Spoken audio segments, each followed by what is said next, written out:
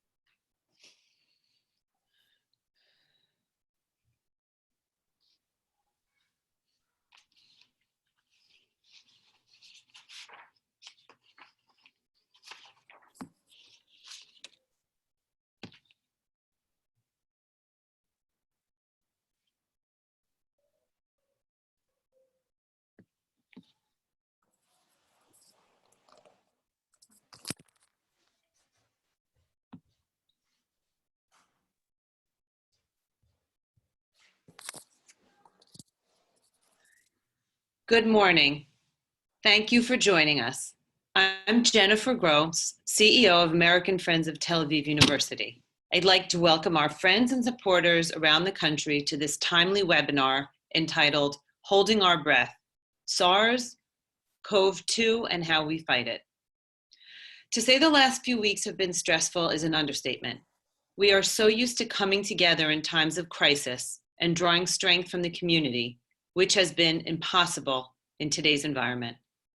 I fear the term social distancing will be the phrase of the year. We are all learning what it means to work remotely and to stay in our homes, unless absolutely necessary to leave. I recognize how difficult it is for many and wish you strength, good health, and sanity during this incredibly trying time.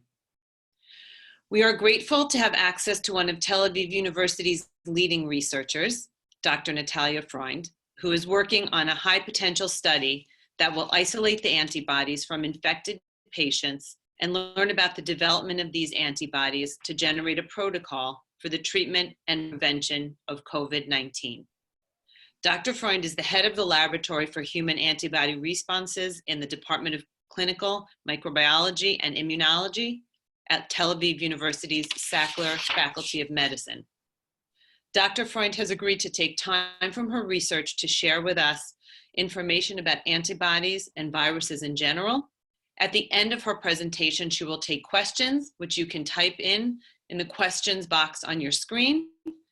With that, I'd like to turn it over to Dr. Freund. Hi, everybody. Thank you so much, Jennifer, for your invitation and for the kind introduction. And thank you, everyone, for joining us today for this. I will try to give a brief update about the virus that affects us all. And basically, afterwards, I will share with you some of our strategy of how we think we can target this virus and perhaps help somehow to stop this outbreak. A few words about myself before I begin. So first of all, I'm not an epidemiologist. I'm not a physician. I'm not a clinician. I'm a researcher. I carry out basic and translational immunological research on viruses and on our immune system. A little bit about my career path.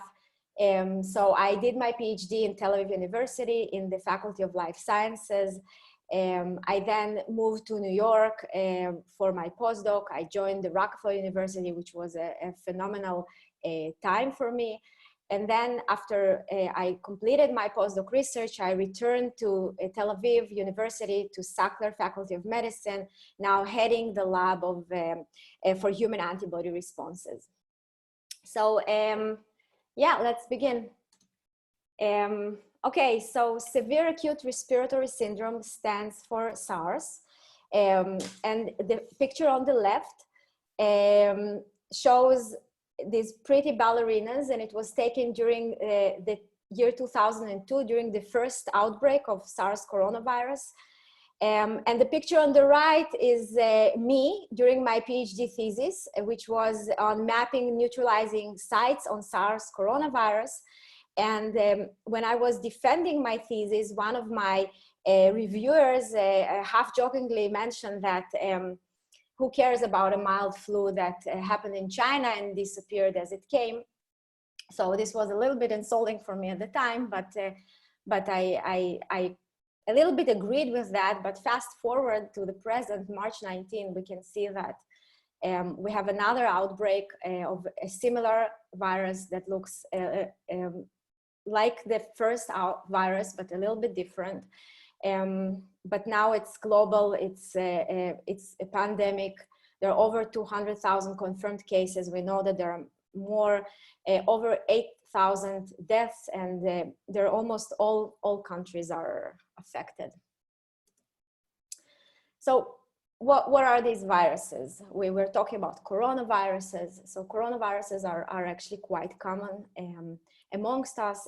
They come from animals. You can see here a phylogenetic tree of the viruses, and you can see that there are alpha viruses and beta viruses. In this light blue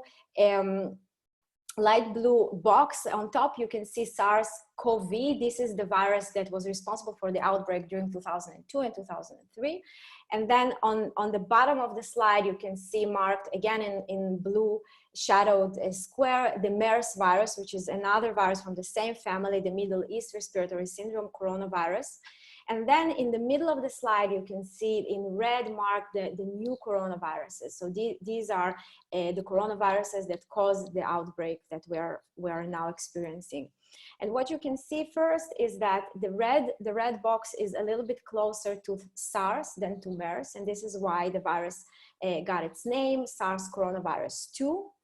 And another thing that you can see is that there is another virus that is called BET coronavirus, which is number 1, 2, 3, 4, 5, which is the 6th sequence. And that kind of tells us already what the origin of this virus is. And we will talk about it a little bit more in the next slides. So the name of the new coronavirus is SARS coronavirus 2, or SARS-CoV-2 shortly. And let's look on the structure of this virus. So this virus is sphere-shaped. It has a genome inside, it carries its genome. The genome is in RNA form. It is a little bit different from our genome, which is DNA. And on the outside, the virus is decorated by these spike proteins. And these spike proteins are the ones that gave the virus its name. They look a little bit, they make the virus look a little bit like a crown. So that's why it's called coronavirus. Now, the spike protein has, it's not only for decoration, it has actually a very important function in the viral life cycle. And the function is that the spike protein is actually the key that opens the door into the cell. So this is the protein that is responsible for the very first step of infection. The spike protein binds a very specific protein on the surface of the target cells, which is called the ACE2 receptor. And this ACE2 receptor, recognizing the spike, is what opens the door into the cell, lets the virus in, and now the virus basically replicates in the cell. It makes the cell, it completely stops the program of the cell, and now the cell is only producing more and more viruses, and the end is kind of known already. So the viruses, there are many progeny viruses that are going out of the cell, and eventually the cell dies and the viruses infect all the neighboring cells. Okay, so the spike protein also has a very important function in the whole appearance of these viruses and what we call zoonotic transmission. So this slide is a little bit busy, but let's walk through it from the left side towards the right. So coronaviruses reside in bats. Bats can keep them, but they're not getting infected. They're not getting infected because they don't have the right ACE2 receptor. So the viruses can stay for long long periods of times inside the bats. And recent studies actually report that over 6% of all bats in China have coronaviruses. And these viruses can be transmitted to another animal that is called civet. You can see it in the center of the slide. It's this, it looks kind of cute actually. So these civets, they hunt for food, and once they eat a bat, they can get a coronavirus. And now the coronavirus can infect the civets, because the civets, they do have the right ACE2 receptor that can interact with the spike, and the virus can enter the cells of the civet, it can replicate there, and when it replicates, it can gain mutations. So once in a while, there is a different virus that carries a different spike protein. Now, if a civet infects a human, if a civet by eating meat or by bites, normally the coronavirus of the civet will not be able to interact with the ACE2 receptor of the human. So therefore the coronavirus, the animal coronaviruses, cannot infect human cells. However, in very, very rare cases, very small percentage of the cases, when the virus in the civet mutated its spike protein, and then there is a transfer between the civet to the person, this mutated virus can infect ACE2 cells in the person, and then the infection starts, and then what happens is what we're witnessing right now. So the virus becomes very, very violent, very infectious, it replicates fast, so it for some reason it gains what we call pathogenicity. It becomes much more severe than its animal variant. So what happens there is an illness that we all have been hearing about. You all heard the name COVID-19, but you might not know what it stands for. It stands for coronavirus-induced disease in 2019. The symptoms, I'm sure you're all saw this graph in many, many variations. In most of the cases, there is fever, cough, muscle pain. In some rare cases, there is diarrhea and headache. Basically what we call flu-like symptoms. If we divide the population by age, this is the right side of the slide, you can see that all age groups get infected. And this is based on the infections recorded in Italy and in Korea. However, as we can see, the elderly people are more susceptible. The infection is more deadly there. We can see much more deaths in the elderly population, and we can talk about it later, why we think this is happening. What about some treatments? So there are several drugs that are being tested. These are two potential drugs that are in clinical trials. One is called remdesivir. This is a drug manufactured by Gilead Biosciences. It is a drug that originally developed for Ebola treatment. It blocks the replication of the virus once it is already inside the cells. And the second drug is chloroquine. It's another drug that is malaria. So both of these drugs are now in clinical trials.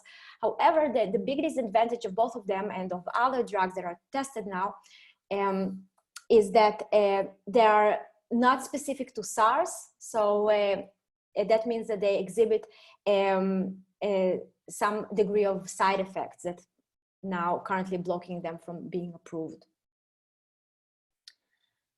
So our mission is to develop specific SARS-CoV-2 drugs that will be specific for SARS. And since we know that SARS-CoV-2 and CoV-1 are fairly similar, we think that the big advantage of these drugs is that they will be able to also give us some sort of a weapon to attack future outbreaks if these can happen.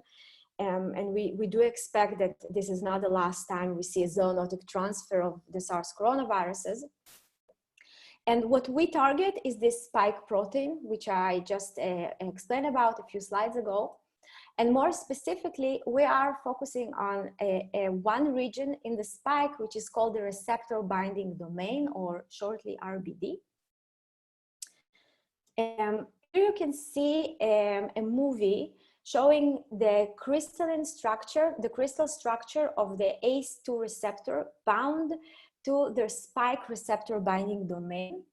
This is a paper that came out in Science just last week. So they did an amazing job to elucidate this structure, and it was extremely fast. But what you can appreciate here, the spike, the SARS protein, the viral protein is on top. It is shown in magenta, and the ACE2 receptor is in light blue. And you can appreciate how this interaction is specific, and there is really a complementarity between the receptor and the virus. And we think that by blocking this interaction, we can block the virus and block the infection. So how do we do that? So our lab investigates antibodies. I think this is the time to make sure that we're all on the same page. So I'm going to give one slide, a brief primer about how our immune system works, because it's important for the next, for the remaining slides. So if we get a vaccine, or if we are infected with a virus, our naive cells, immune cells, are being stimulated. And one of these cells, or several cells, can recognize specifically this virus, and they start dividing, and they're expanding. So our naive repertoire basically gives us the ability to recognize many different pathogens, and upon pathogen encounter, these cells that are specific for this pathogen, they begin to replicate and they become stimulated. Now, the cells that are specific for the pathogen, they go to a unique anatomical sites. We call them colleges for antibodies, or in their real name, germinal centers. And this is where the immune system selects the best cell, the best B cell, to fight the virus. So the Darwinian selection is going on there, where the cells that exit this germinal center are now really educated and strong and can fight the infection, and they are basically now trained. And the cells that exit this germinal center are two types of cells. The first type is plasma cell, a cell that secretes antibodies that can now fight the infection, eliminate the pathogen. And the second type of cells are memory B cells. So memory B cells stay in our body for several years, for a very long time. And basically what happens is that they retain the memory of the infection and how the immune system fought it. And these are the cells that are the basis of vaccination. So in my lab, we investigate memory B cells, and we isolate memory B cells from infected patients. And in this case, this is particularly, I think this has particularly big potential, because we know now that the vast majority of COVID-19 patients recover fully from the virus, and they do so by themselves without any treatment. So that means that the immune system is capable of overcoming this virus naturally. So we are interested to understand what are the cells, what is the program, what is the immune program to fight this virus. And for that, we use a technique that is called single cell sorting. It is a little bit like fishing. So what we're doing, we're trying to fish out the specific memory B cells that are against this virus. And in order to fish, you need a bait, but like in real fishing, but instead of using worms, we're using a panel of spike proteins that we are going to mark. We're going to stain them, and then using these spike proteins, we will isolate and fish out the specific memory B cells that are against COVID. And this is a collaboration with my PhD mentor, Professor Jonathan Gershoni, who is also a researcher in Tel Aviv University. So this single cell sorting technology that was developed in my postdoc lab in Rockefeller is a very powerful technique, because it really allows us to take the whole collection of cells from the individual and be able to find those extremely relevant, unique memory B cells. And now these memory B cells are being placed one cell in one well. So this is very, very specific and very sophisticated technology. The next steps, we amplify by PCR antibodies from every cell. So for every cell, we extract RNA, we make cDNA, and then we amplify the genes of the heavy chain and light chain, which are the two chains comprising a full IgG molecule. We then clone these antibodies into expression vectors. We produce them in the lab. So basically, we can produce as many as we want from these antibodies. But the antibodies that we have are natural anti-COVID-19 antibodies that are similar to the ones produced in the patient. And we think that since these antibodies were good enough to overcome the virus in the patient, then we can use them as drugs to treat perhaps people who are more at risk of infection, or people who cannot for some reason produce these antibodies on their own. And of course, another very important application of these antibodies is that they show us what sites of vulnerability exist on the virus, and we can use these sites as vaccine. So this is really a national effort. This project is led by Tel Aviv University, by my team. But we have a lot of collaborators, mainly hospitals, where these corona patients are hospitalized, and we're waiting for them to recover, and then we will be collecting their blood and applying our method. And the antibodies will be tested in vitro. For now, there is still no good animal model available for COVID, but there is an in vitro assay that we will be using to test whether these antibodies can in fact inhibit the virus. Okay, so I would like to summarize now. The new SARS CoV-2 virus is a close cousin of the 2002 SARS-CoV outbreak. Zoonotic transmission from bats to civets to humans. This is the pathway. This is the way of the virus to attacking us. The viral spike is the key to initiation of infection, and we think that targeting this interaction is a valid approach to developing specific antiviral drugs. Again, we hypothesize that neutralizing anti-SARS antibodies will be active against this virus, but also against future coronaviruses as well. And this is my last slide, and I will be very happy to take questions. I can't hear anything. Jennifer, I can't hear. I was muted. Thank you, Dr. Freund, for that most informative presentation. We so appreciate you taking the time this morning. Let's start with our first question. So let's just start with the basics. If the vast majority of people who are infected with COVID-19 experience mild to moderate symptoms and recover, why are governments around the world reacting with such extreme measures? Is this something about the mathematics of exponential growth? Yeah, so it's true that the vast majority of the people will recover from this and will as well get immune to the next reinfection, basically. I think that one of the reasons that we're all put in quarantine because who don't, who are about I think 3% of the population, right? So this is the mortality rate.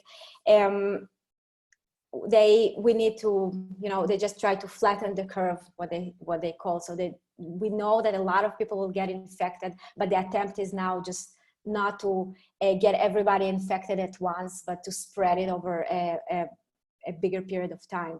Now, about the mathematics of the exponential growth, I think a paper came out a few days ago about the early dynamics of this epidemic in China. And what they basically said is that this epidemic could be prevented only if it is spotted in a very, very early stage. And this is not where we are, unfortunately. So the numbers of cases outside China already started to feed the exponential growth curve.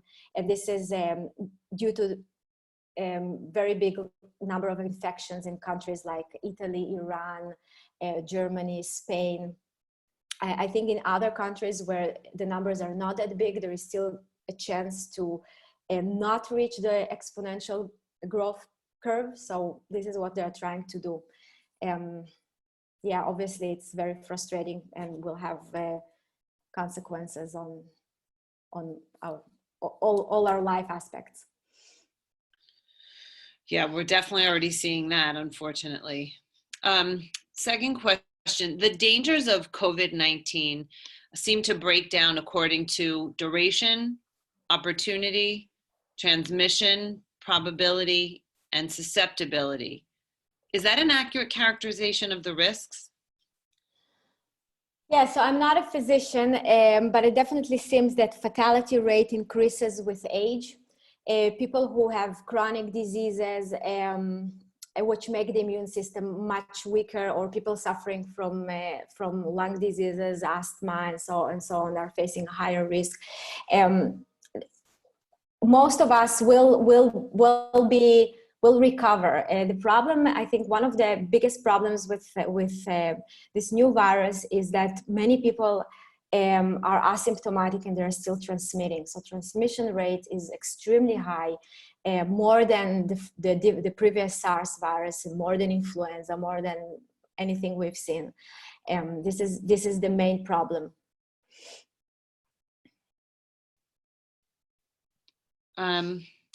It feels as if COVID-19 is constantly spreading to new areas and population centers. What are the infection pre-symptoms that expose others to corona infection? What do we currently know about human-to-human transmission of this novel coronavirus? Yeah, good question. So first of all, transmission routes include touching contaminated surfaces. We know that the virus survives for a very long time on plastic, on steel, on cardboard. So touching contaminated surfaces and then touching your eyes, your nose, your mouth, this is one way of getting infected. Another way is through aerosols. So these are small water droplets, and the virus can survive for a very long time inside them. Another route of transmission that now we get more and more evidence to it is a fecal to oral transmission. So we think that the virus can survive in contaminated water, or if people don't wash their hands. So this is the virus is shedded basically in the feces. So this is another way of transmission. This is to transmission. And now about the symptomatic or pre-symptoms that expose to infection. So we know that according to the literature, the median incubation period of the virus is 5 days. So 97% of those who will develop symptoms will develop these symptoms within 11 days from exposure. And that ultimately means that some people will develop symptoms after 11 days and even after 14 days. So they will still be, they can still transmit the virus. Now, another thing is that we know that many people will get infected, but will basically never develop symptoms. And this is something that became known from investigating the passengers of the Diamond Princess cruise ship in Japan. All of these passengers were analyzed, and it was recently published that 18% of these passengers were infected with the virus, but they were completely asymptomatic. So nobody will think of putting them in quarantine, or you know, they would just be completely, they would think that they're completely safe, and yet they transmit the virus, they can infect their surroundings and so on. So this is a very significant challenge when one wants to stop this epidemic. And there was another paper actually by Dutch researchers that estimate that the proportion of pre-symptomatic transmission is around 50%, 50%, in SARS coronavirus 2. So this poses a significant challenge to stop this epidemic.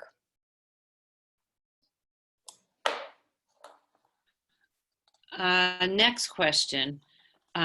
Once the antibody has been developed, how can we shorten, is there a way to shorten the time that it will take to move into human trials? Yeah, I mean, as a scientist, I can, get the antibody to the clinical trial. I don't think, I know that there is the Moderna company now, the vaccine company that moved directly from a cell culture in vitro assay to testing it in humans. And this is because one of the big challenges in Corona is that there isn't currently a good animal model to test any drugs. So that means that we skip the animal model and we go straight to people, which is, it definitely facilitates the production, the development process, but it can also have some risks, of course. So I don't think that it's going to be fast. So any antibody will still have to be approved by the FDA and tested for safety and efficacy. And this will take a few months for sure, if not longer, but yeah.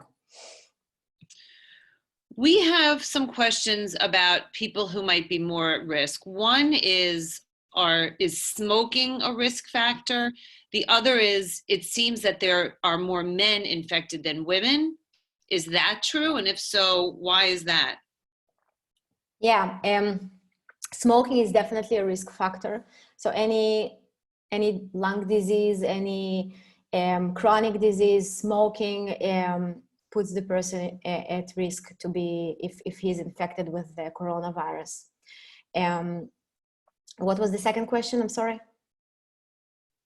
The second question is, it seems like there are more men who are infected than women. Right. I'm not sure if you look on one of my slides, I think it's slide number, let's see. I actually looked into it. It doesn't, there is a difference. I'm not sure it's statistically significant. Wait. Oh, stop. Okay. Yeah, it looks a little bit like males are more susceptible, but I'm not sure they're not infected more, they're not more susceptible to infection, but it looks like there are more death rates amongst males, but I don't think it's something that is proven. Yeah, I don't know why. I don't think it's known yet. There seems to be, you talked about people being asymptomatic and so transmitting the disease before they even knew they had it. There seems to be a question about the actual incubation period of the coronavirus. Is it 5 days? Is it up to 14 or 21 days? Do we know, sort of what the incubation period is? How does this compare? We've heard a lot of comparisons about with COVID-19 to the flu. Is that a good comparison? How do the two compare? So I think one of the problems is that in influenza infected people, they start being infectious when they have the symptoms. Okay, but here it's the case, this is not the case. So people can transmit the virus even if they are asymptomatic. The incubation period is around 5 days to 11 days. This is in most of the cases. Most of the people will develop symptoms by that time. But it can be also longer. The approach that you're working on, any idea when this might be available? Yeah, we try as fast as we can. So my lab basically stopped doing anything else besides COVID research. And what we are doing now is trying to get these blood samples from people who are convalescent, recovered people from Israel, and isolating cells from their blood sample. And I hope that within a few weeks, we're going to have antibodies that we can test for neutralization. And then, we can go to clinic. At the beginning of your slide presentation, you talked about how the virus started, that it originally is present but not infectious, or doesn't present in bats, and then it goes to civids and then humans. Can you talk a little bit more about how humans end up infected with COVID-19? Yes, so the virus, the animal virus is not compatible with the human receptor, basically. The animal virus cannot infect the human cells. It can be transmitted, it can enter our body, but it cannot replicate there. So if an animal coronavirus enters our body and nothing will happen, we will just digest this virus and it will just be degraded like any other protein that is inside our body over time. In very, very rare cases, and this is specifically rare for coronaviruses because their genome is relatively stable if we compare it, for example, to HIV or even to influenza that have a high mutation rate. Coronaviruses, they don't have such high mutation rates, so that's why these mutations occur in rare instances, and when they occur, sometimes they happen in the spike protein. So this is extremely rare, but once in a decade, in 2 decades, it can happen. These mutations can change the spike protein so that now the spike protein can bind to the human cells and infect them. And once this happens, the virus enters our body, it can infect our cells, then it can just replicate and produce many, many more viruses. And then this person can transmit the new mutated human virus to other people. And this is how it starts. We have a case where, as I said in the introduction, this has been such a strange situation for us because the community is used to coming together in times of difficulty, and now everyone's being told to socially isolate and to stay where they are, and especially now as we're getting closer to Passover, a time when typically families are together. Grandchildren are being told not to visit their grandparents, and we're seeing really, there seems to have been, especially with regards to people who are a bit older, really the desire to keep them away from younger people. Can you talk a little bit about why that is, and is that prudent? Should we be doing that? Should families not be coming together in the way that they're used to around this time? Yeah, definitely. It's a very challenging time. Even for me, I have 3 children and they are at home. There's no school. They can go outside, they can go play, and my parents, we try to visit them not as often as we used to. Definitely, I think that elderly population is definitely more susceptible. So this is something that is absolutely real. People who are older, they can die from the virus. So the numbers, they're absolutely obvious. So it's, I think it is important at this time to really try to, just wait until there is a drug, there is a vaccine, or this virus just sort of passes. For older people, I would be extra cautious. For the rest of the population, I do think that eventually it might be that a lot of us will get infected, and it also most of the people who will get infected will recover, and it will be another virus in the pool of the viruses that we face every winter. I think the main problem now is that this virus is new and we don't know a lot about it. Our immune system doesn't recognize it, so it's also shocking not only for the hospitals and for the health system, but it is also a very big shock for our immune system that doesn't recognize this new pathogen. I hope that we'll be able to survive this challenging time, and I hope that science will provide the answers, because I really feel that this is our job as scientists, as researchers now, to come up with a solution.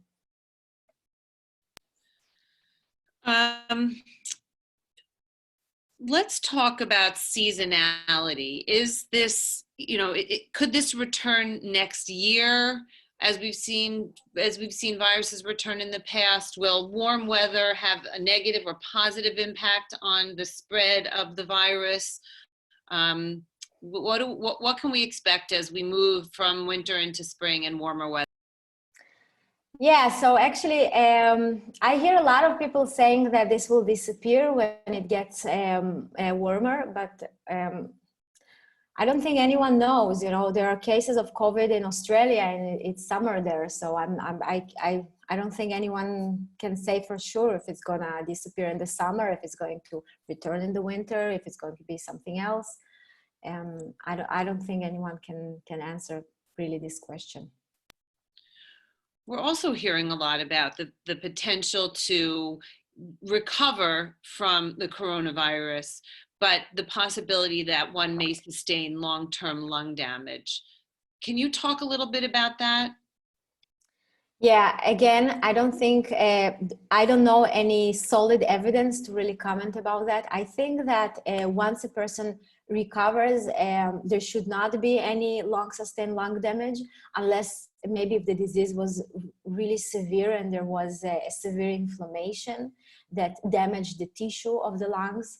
But otherwise, this virus, unlike HIV, for example, that enters the DNA of the cell and stays for basically for the entire lifetime of the individual, this virus, we can potentially, the immune system is capable of clearing this virus completely and overcoming it completely. So there should not be any sustained lung damage afterwards, unless the disease was very severe and maybe there is on top of the inflammation a bacterial infection or other diseases.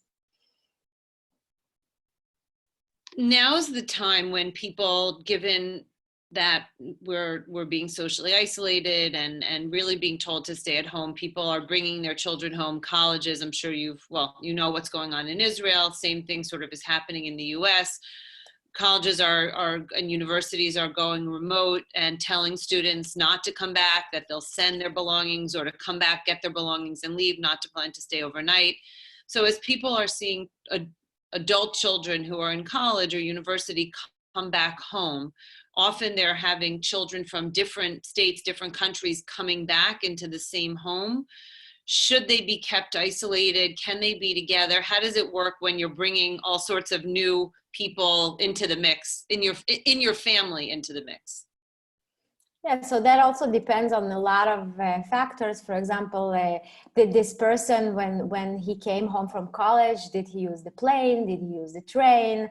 Any other sorts of public transportation? So I think now public transportation is not a good way of getting from place to place, because you don't want to be in a crowd of a lot of people. But if you're using your car and in the past week or two you were around a finite number of people, I don't know, your roommate, your friends, you were 10 people, they're all feeling okay, nobody had symptoms, I don't think there is a reason to isolate a person who's coming from outside.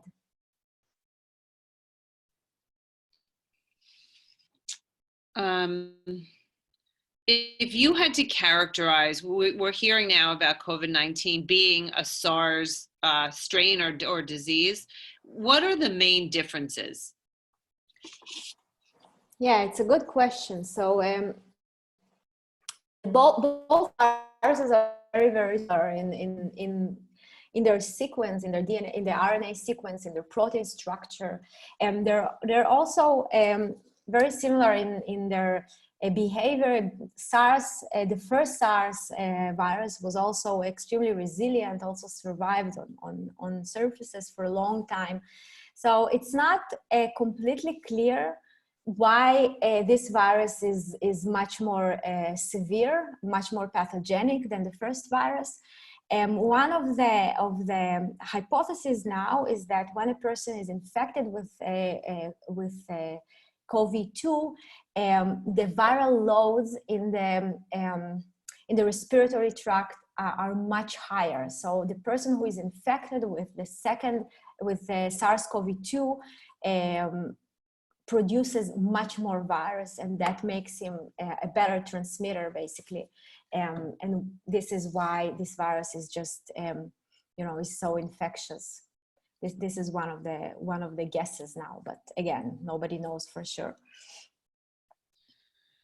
Sticking with the severe acute respiratory syndrome topic, otherwise known as SARS, over the last decade, in your opinion, has the world changed much in terms of infectious diseases as a consequence of SARS? Have we seen any kind of lasting changes or developments coming out of that last outbreak?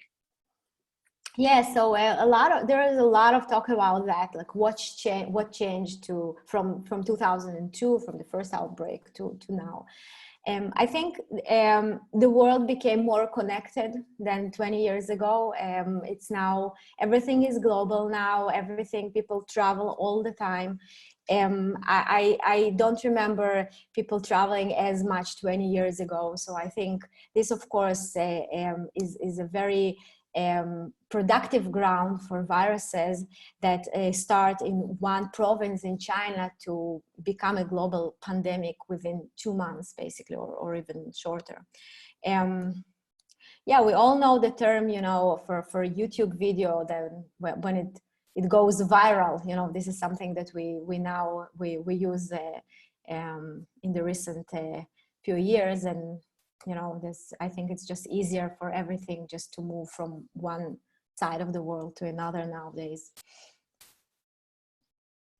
Being in the position you're in as a researcher and working in the lab, obviously you're not a public health official and you're not a physician, but sort of from your vantage point, are governments going about this in the right way in terms of trying to, in terms of testing, in terms of trying to limit the spread, treating patients? Kind of, if you were the policymaker, how would things look if you were calling the shots?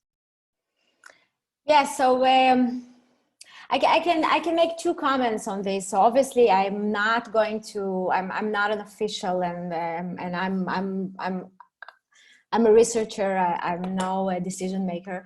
But I think that one thing that could have helped, and I think that this is one of the differences between the East and the West, I can say it like that, is a universal mask wearing. So I think that now it's pretty clear that a person who wears a mask transmits less virus to the environment. Now, this is an altruistic act, because if you are wearing a mask, it's not so much that you have less chance of getting infected, it's just that you will not infect other people around you. And for this, I'm a little bit surprised why the Western governments did not enforce people going outside in masks. And this is what we saw very clearly in the East, in China, in Korea, in Japan. At some point, the government law just, everybody had to go out wearing a mask. It was really enforced. And we see that as of today, there are no new cases of COVID in China. So this is a very simple, I think, step, something that our governments could enforce. And I don't understand why it's not being enforced, because instead of just, we can't prevent this virus spread by just putting everyone in quarantine. I don't think this will work. I think that, people going outside, going to work, going on the street, wearing masks could be much more helpful. This is one comment. And the second comment is really that I think that I'm not sure that the current policy will, once we finish quarantine, once we finish Passover, I mean, COVID will still be here. And when we finish quarantine and people start traveling again, the viruses will be transmitted again. So I'm not sure if maybe the right policy would be just to isolate the populations that are at risk and protect them more, and the rest of the population, try to keep as normal life as possible. So targeting and treatment is multifaceted. Containment reduces the spread as much as possible. There are symptomatic treatments like antivirals that treat symptoms. And then the third, more long-term process is vaccine development. Where is your research along that trajectory or timeline? Yeah, so in my lab, we analyze the natural antibody response. And one of the biggest questions in vaccine is to find the right immunogen, to find the viral protein, to find the target that when we expose naive people who never saw the virus, they will produce the same immune response as people who were infected. So we just want to train the immune system without the disease, without the actual infection. This is the principle of vaccine. And I think that our research is very relevant to this to this goal, because what we are doing, we are analyzing the natural immune response to the virus. And if we find, or when we find antibodies that can neutralize the virus, we can map the sites that they recognize. And these sites then can be defined as sites of vulnerability that should be used in vaccines. So we have a very important role in vaccine discovery, in vaccine design, because we know which antibodies we are trying to elicit by a vaccine. This is hopeful. You are now moving your research into laboratory testing, and hopefully after that into clinical trials. Do you think that there is an increased sense of urgency this time to really develop the knowledge, drugs, and therapeutics in a more rapid way than might otherwise have happened prior to this outbreak? Well, obviously, you know, there is much more. Everybody is focused on finding a cure, a vaccine, treatment, diagnostics to COVID. So it does feel like things are moving faster. We're getting support from the university. So we hope to get more support, because obviously research is very expensive. But there is a feeling that things will happen more quickly than in general, because it's very urgent. So the feeling of urgency is in the air. So, and everybody can sense it. I hope that, you know, it will facilitate every step of the way. The feeling of urgency is definitely in the air, and I know people are really frightened. People are scared. They're worried for their loved ones who are who are of an older age. They're really concerned about how they could get this and that it's so rapidly spreading. Can you help us to contextualize this, or maybe we don't want you to contextualize this, but sort of along the continuum, is this the most frightening disease the world has seen in recent history, the most lethal? Where would you say it fits in? I mean, we have SARS, we have the bird flu, we have AIDS in the 80s. Where does this fit? Yeah, Jennifer. So it's not the most scary disease that we faced. It definitely not in the standards of HIV or polio or smallpox or, you know, viruses like that. It's a severe flu. That's what I would say. The symptoms can vary, but if you are healthy and young, I mean, kids, they get infected, but there were no deaths of children, I think, under the age of 15. So I don't think that there should be panic in the population. I think the frustration comes from the fact that whole life has been completely disrupted. But otherwise, if people get infected, they will probably recover and be completely healthy as they were before the infection. So I would not panic too much. Of course, if you are a population at risk, if you are above the age of 50, or if you have chronic diseases, or if you have lung problems such as asthma, if you smoke, then it's a different story. But if you're young and you're healthy, then most of the chances that you will completely recover from this. So it's not, you know, even if you get it, then we will be happy. If you get it and you recover, we will be happy to analyze your blood sample. You mentioned children and the elderly. The elderly are this is lethal and much more serious. But children, we're seeing very low occurrences. Why is that? Yeah, so this is children, they get infected, but they don't develop the symptoms, and this is very interesting. One of the reasons why people think it is happening is that elderly people have there is such thing that is called immunosenescence. So the immune system becomes weaker with age. The ability to respond to new viruses, to new pathogens, decreases the ability to fight those pathogens and eliminate them. It gets lower.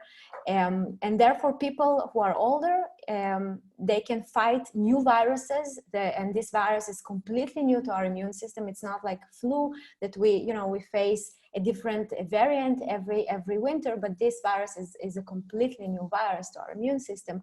And therefore, I think that the immune system of people who are older can react a little bit worse than the immune system of people who are adults or children.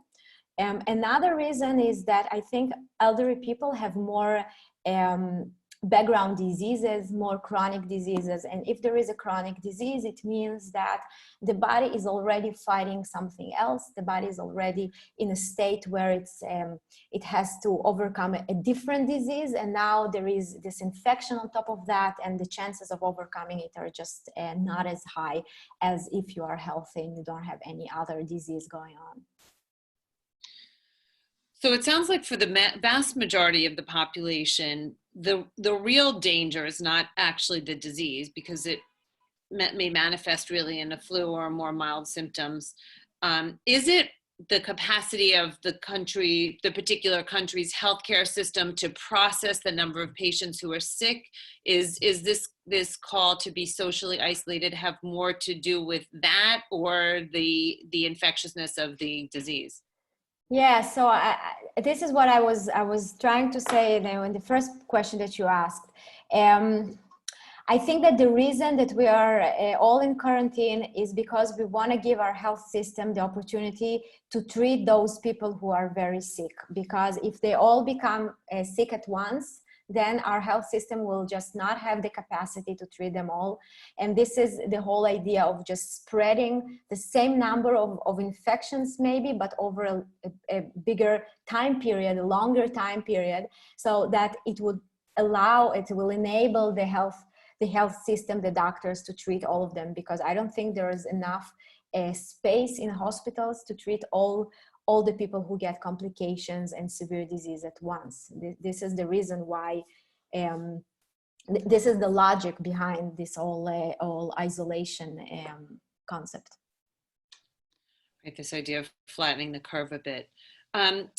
Your lab is doing research. Certainly there are other labs that are doing research as well. Is there any sort of coordination, whether it's within Israel or internationally, to try to band together and put a sort of a coordinated approach behind, or attack from different perspectives, the coronavirus?